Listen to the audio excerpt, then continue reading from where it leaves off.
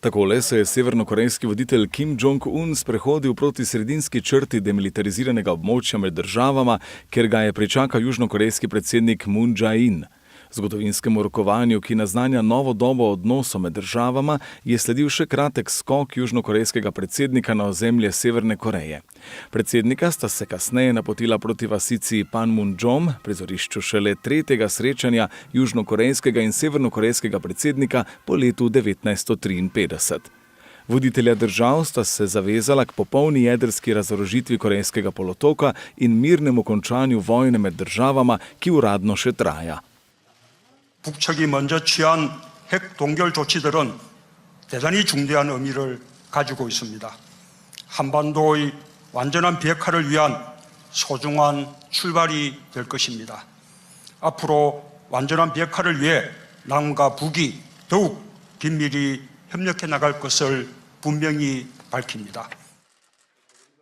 Kim Jong-un, ki je že pred dnevi napovedal ustavitev severnokorejskega jedrskega programa, je srečanje z južnokorejskim predsednikom označil kot začetek nove dobe miru.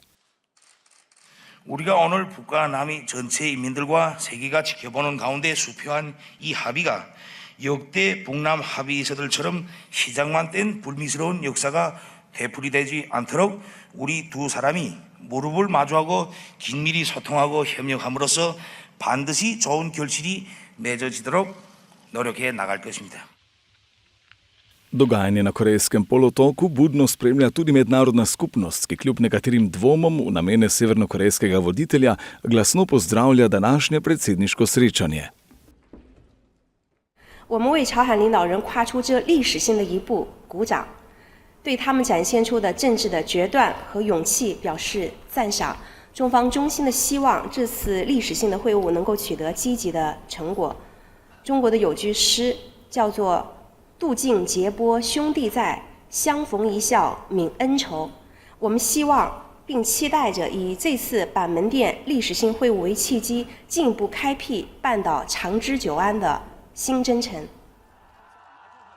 Zgodovinski trenutki so se najbolj dotaknili Korejcev na obeh straneh meje. Ker jih je dolga leta ločevala močno varovana meja, je obisk severnokorejskega predsednika zbudil močna čustva.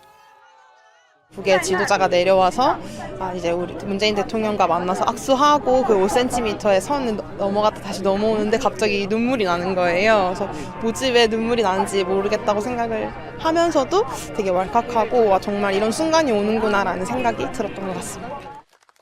Voditelja sta po kosilu na demilitariziranem območju slovesno posadila borovec in razkrila spominsko ploščo z njunima imenoma ter sporočilom sajenje miru in blaginje.